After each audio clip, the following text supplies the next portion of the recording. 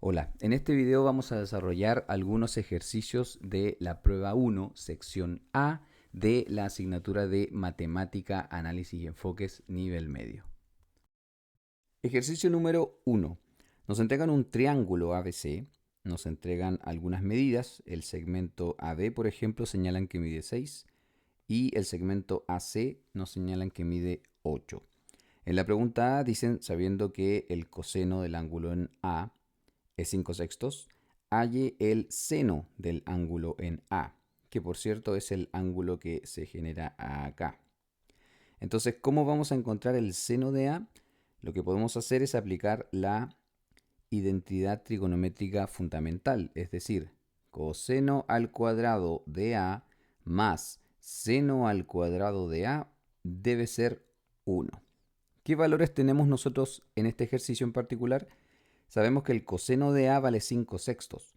Por lo tanto, acá podríamos escribir 5 sextos, pero elevado al cuadrado, porque estamos calculando coseno cuadrado. El seno no lo tenemos, pero es justamente lo que estamos buscando, y eso nos señalan que debería ser igual a 1.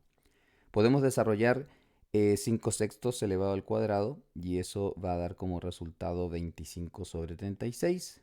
Entonces vamos a obtener esta ecuación. ¿Qué podemos hacer para encontrar el valor del seno de A? Podríamos, por ejemplo, restar 25 sobre 36 y veríamos que en la parte izquierda obtendríamos seno cuadrado de A y en la parte derecha obtendríamos 1 menos 25 sobre 36. El resultado de esa operación matemática que está a la derecha daría como resultado 11 sobre 36. El siguiente paso para encontrar el seno de A sería aplicar la raíz cuadrada a ambos lados de la igualdad, por supuesto. En la parte izquierda obtendríamos como resultado el seno de A y en la parte derecha obtendríamos la raíz de 11 sobre la raíz de 36. Pero el valor de la raíz de 36 es 6. Por lo tanto, la respuesta sería raíz de 11 sobre 6. Ahora vamos a continuar con la parte B, donde nos piden hallar el área del triángulo ABC. Para esto vamos a ocupar la fórmula que existe en trigonometría para calcular el área de un triángulo. Esa fórmula señala que tenemos que multiplicar dos lados que nos estén entregando por el seno del ángulo que se forme entre ellos. Todo esto dividido por 2. Eso es lo que señala la expresión. En este caso, ¿qué lados nos entregan? Nos entregan el lado AB que mide 6 y también nos entregan el lado AC que mide 8. Por lo tanto, podemos ocupar esos dos lados para calcular su área. En este caso sería 6 por 8 por el seno del ángulo que se forma entre ellos, que en este caso es el seno del ángulo que se forma en A. Todo esto dividido por 2. Pero en el ejercicio anterior, en la letra A, ya habíamos calculado el valor del seno de A. Entonces, la expresión quedaría 6 por 8 por el seno de A, antes lo habíamos calculado, es raíz de 11 sobre 6, todo esto dividido por 2. Si desarrollamos este ejercicio, vamos a ver que la respuesta mediante el proceso de simplificación es 4 raíz de 11. Ejercicio número 2, un ejercicio de probabilidades, donde nos entregan dos sucesos A y B, nos señalan que P de A es 0,5, P de B 0,4 y la probabilidad de la unión es 0,6. Nos solicitan calcular la probabilidad de que ocurra A dado que ocurrió B, una probabilidad condicional. Esto, por expresión matemática, corresponde a el cociente entre P de A intersectado con B dividido por P de B. El valor de PdB ya lo tenemos, nos lo entregan en el problema, es 0,4, pero el valor de la intersección no lo tenemos. ¿Qué podemos hacer para calcular este valor? Nos vamos a ayudar de la probabilidad de la unión. ¿Por qué? Porque dentro de la información que nos entregan la probabilidad de la unión. Por lo tanto, tiene sentido poder usar esta expresión. La probabilidad de la unión corresponde a esta expresión, P de A más P de B, menos la probabilidad de la intersección. Reemplazamos los valores que nos entregan, que en este caso son la probabilidad de la unión, que nos señalan que es 0,6, la probabilidad de A también nos la entregan, es 0,5, y la probabilidad de B es 0,4. menos la probabilidad de la intersección. Entonces ahora vamos a operar esto que tenemos acá. Obtenemos como resultado 0,9.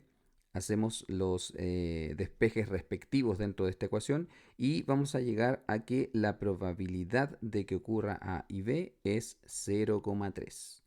Entonces, vamos a reemplazar aquí el valor de la probabilidad de que ocurra A y B, que en este caso es 0,3.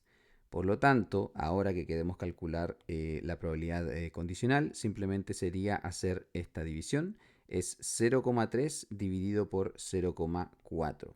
Y eso va a dar como resultado, en este caso, 0,75, que sería la probabilidad condicional que estábamos buscando.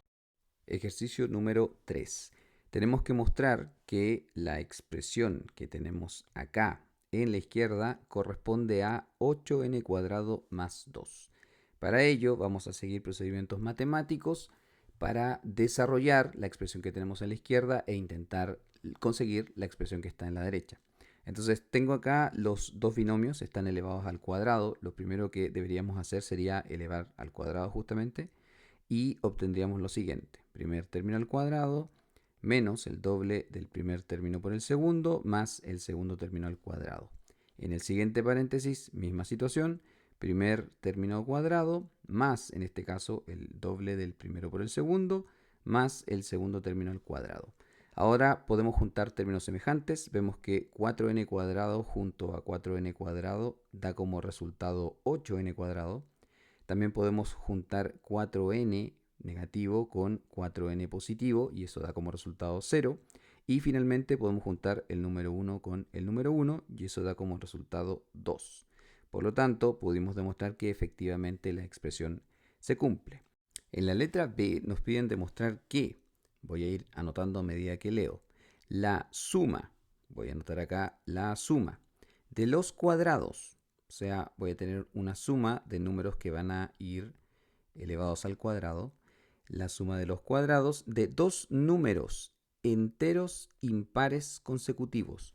¿Cómo escribimos dos números impares consecutivos y enteros? Esta expresión, la que habíamos trabajado antes, corresponde a un número impar y su impar consecutivo, en este caso, sería 2n más 1.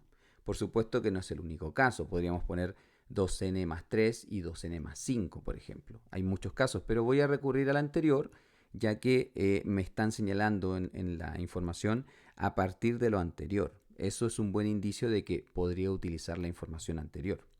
Entonces me piden mostrar que esta suma de los cuadrados de dos números impares consecutivos corresponde siempre a un número par. Entonces, antes ya habíamos demostrado que esta suma que está acá corresponde a la expresión 8n cuadrado más 2. ¿Qué nos queda por mostrar? Que esa expresión, 8n cuadrado más 2, corresponde efectivamente a un número par. ¿Qué tenemos que hacer en este caso? Tenemos que intentar que esta expresión quede factorizada por algún número que sea par. De esa forma vamos a obtener un número par, porque cualquier número multiplicado por un número par siempre va a ser par. En este caso podemos factorizar por 2.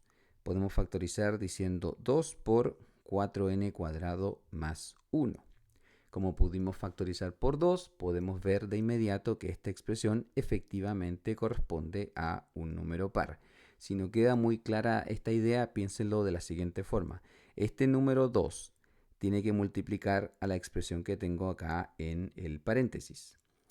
Si la expresión que está acá en el paréntesis fuese un número par, par multiplicado por 2 da como resultado un número par.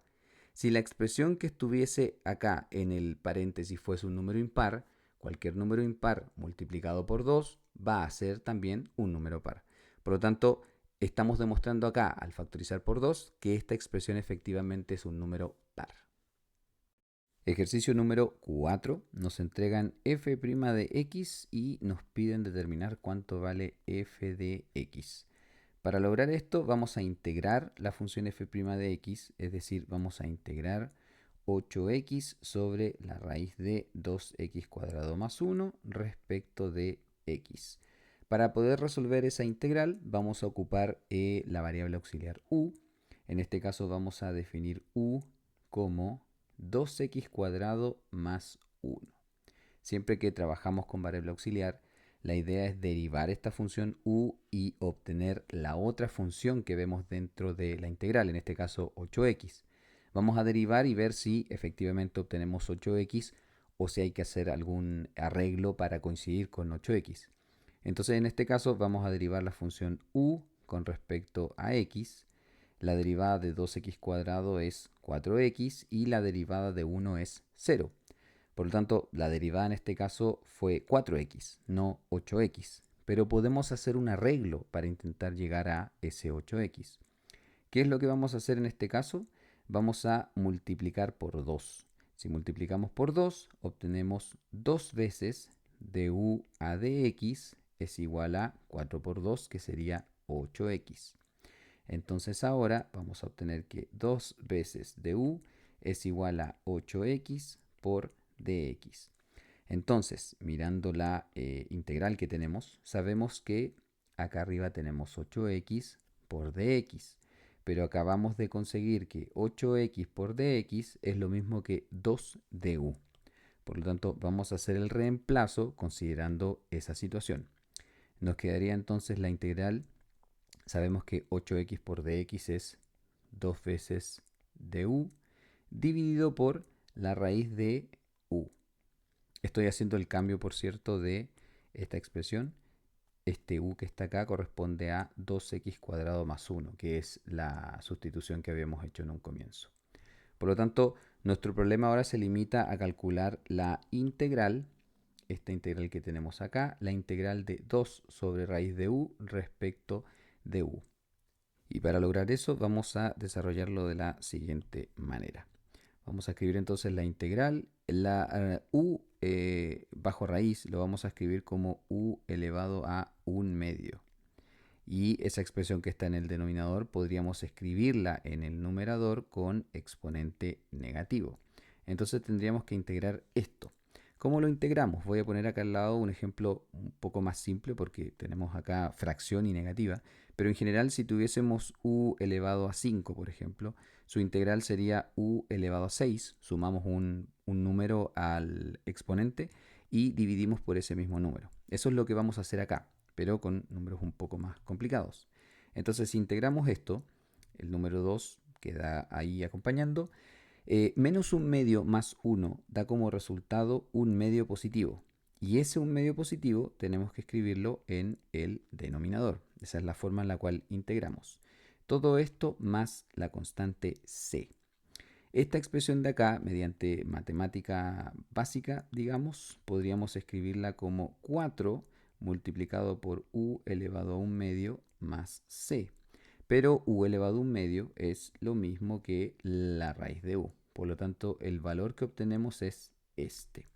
Pero en un comienzo habíamos dicho que u era igual a 2x cuadrado más 1. Por lo tanto, faltaría hacer ese reemplazo. Finalmente, si hacemos ese reemplazo, vamos a obtener esta expresión que está acá. Esto correspondería a la función que estamos buscando inicialmente. Y lo que nos queda por encontrar de momento sería el valor de c. Para ello, lo voy a hacer en la parte que está en blanco, nos señalan que la función evaluada en 0 vale 5. Es decir, nosotros de momento hemos llegado a que la función que estábamos buscando era 4 multiplicado por la raíz de 2x cuadrado más 1 más c. Pero nos dicen que la función en 0 vale 5. Es decir, la función vale 5 cuando el valor de x es 0. Es decir, 2 por 0 al cuadrado más 1 más c. Entonces acá obtenemos una ecuación. El valor que está en la raíz sería 1 y la raíz de 1 es 1. Por lo tanto me quedaría 4 por 1 más c. 4 por 1 es 4, por lo tanto obtendríamos esto. Y bueno, finalmente restando 4 vemos que el valor de c es 1. Por lo tanto la función final sería f de x, después de todo este procedimiento, f de x es igual a 4 por 2x cuadrado más 1 más el valor de c que es 1. Ejercicio número 5. Nos entregan dos funciones f y g, que son las que están marcadas acá. Función f, función g. Y en la letra A nos piden mostrar que la compuesta de g con f es 2x más 11. Por lo tanto, vamos a calcular esa compuesta. Vamos a calcular la compuesta de g con f. Esto es lo mismo que escribir g evaluado en f de x. Eso es lo que tenemos que calcular. Entonces, vamos a partir con la función g de x. La función g de x en este caso es 8x más 5. Ahora vamos a hacer la función compuesta, es decir, vamos a calcular g evaluado en f de x, es decir, donde yo tenía x, ahora voy a poner f de x. En este caso sería 8 multiplicado por f de x más 5. Pero f de x tiene una expresión propia. F de x, según el problema, es x más 3 sobre 4. Por lo tanto, me quedaría esta expresión para la compuesta. Lo que puedo hacer ahora es simplificar el número 8 con el número 4 y voy a obtener como resultado 2. 2 por x más 3 más 5. Hago la multiplicación del número 2 con el binomio y obtengo 2x más 6 más 5. Pero la suma de 6 con 5 da como resultado 11. Y de esa forma llega a que efectivamente la compuesta era 2x más 11. En la parte B nos entregan la información de que se sabe que la compuesta inversa de lo que acabamos de calcular, evaluado en A, es 4. ¿Qué ocurre? Siempre una función y su inversa cumplen con lo siguiente. La función original, no la inversa, evaluado en 4 debería tener como resultado A. Eso siempre va a ocurrir entre una función y su inversa. Entonces, en este caso, me están diciendo que la compuesta evaluada en 4 es A. Por lo tanto, ¿qué tengo que hacer?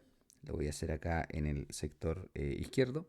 Me están diciendo entonces que la compuesta evaluado en 4 debería tener como resultado A. La compuesta evaluada en 4, yo sé que la compuesta era 2x más 11, pero como tengo que reemplazar x por 4, obtendría 2 por 4 más 11. Eso debería ser el valor de A. 2 por 4 es 8 y 8 más 11 sería 19. Por lo tanto, el valor de A es, en este caso, 19. Ojo a esa propiedad muy importante entre una función y su inversa. Ejercicio número 6. Nos pide mostrar en la parte A que el logaritmo en base 9 de coseno de 2x más 2 es equivalente a logaritmo en base 3 de la raíz de coseno de 2x más 2. Para lograr esto vamos a ocupar la propiedad de cambio de base, que es la propiedad que tenemos acá, la que estoy pintando con color verde, que consiste básicamente en encontrar una base conveniente que nos ayude a dividir el logaritmo, a expresarlo como un cociente. Entonces, en este caso, esto lo podemos expresar de la siguiente manera. Arriba podemos poner logaritmo de coseno de 2x más 2 en una base que aún no hemos definido. Y abajo vamos a poner logaritmo de 9. Tenemos que buscar ahora la base que nos ayude a resolver el problema.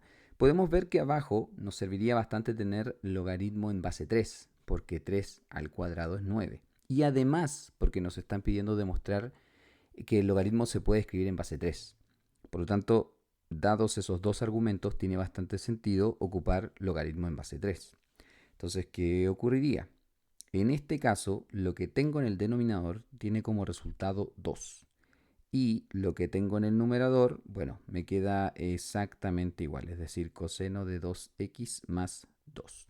¿Qué podemos hacer ahora? Ese número 2 que está como cociente dividiendo, podemos expresarlo como un medio multiplicado por el logaritmo en base 3 de coseno de 2x más 2.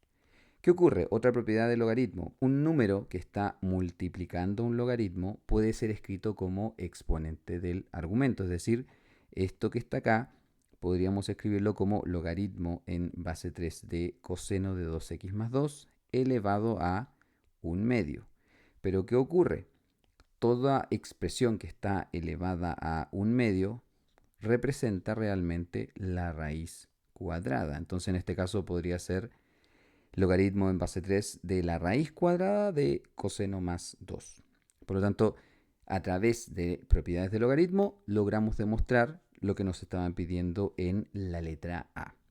Luego en la letra D nos piden demostrar esta ecuación logarítmica que tengo escrita con color verde. Antes nosotros habíamos demostrado que esta expresión que está en la derecha puede ser escrita o es equivalente a el logaritmo en base 3 de la raíz de coseno de 2x más 2. ¿Por qué hago el cambio? Porque si nos fijamos, el logaritmo que tenemos en la parte izquierda tiene base 3. Por lo tanto, nos es bastante conveniente que ambos tengan base 3.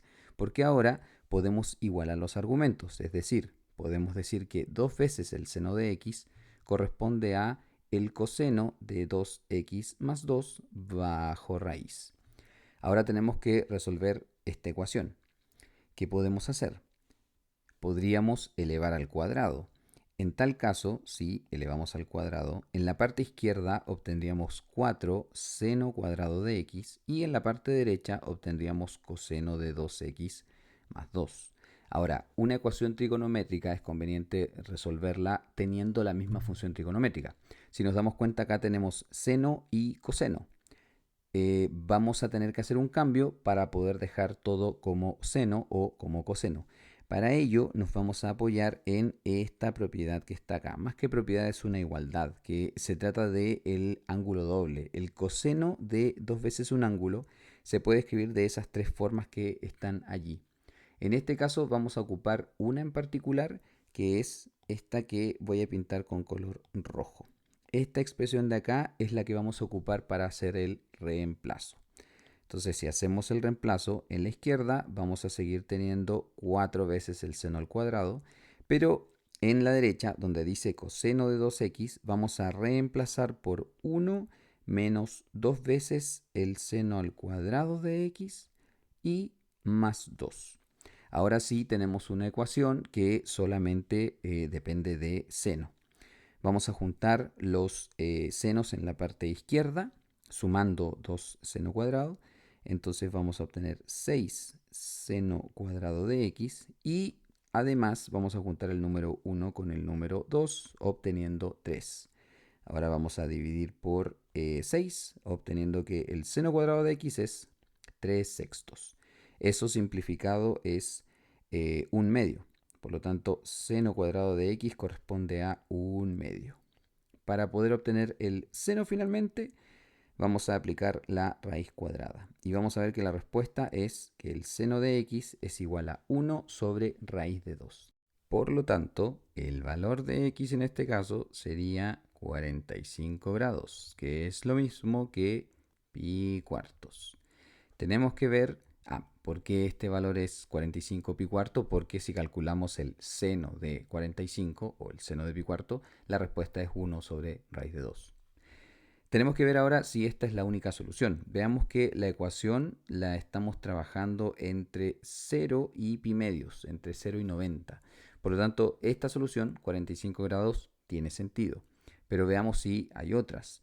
Respecto del seno, voy a marcar acá esta información importante. Tenemos que siempre el seno va a cumplir que si obtenemos una solución, el suplemento de ese ángulo, es decir, lo que falta para obtener 180, el suplemento también va a ser una solución. Entonces, en este caso, nosotros, voy a ir a graficarlo, obtuvimos como solución el número 45, pi cuartos. Esa efectivamente es una solución correcta porque está entre 0 y pi medios, está entre 0 y 90. El suplemento de 45 es 135, ángulo que está acá. Pero ese ángulo supera a 90, supera a pi medios. Por lo tanto, es un ángulo que no vamos a considerar y por lo tanto solamente pi cuartos en este caso sería la solución a considerar.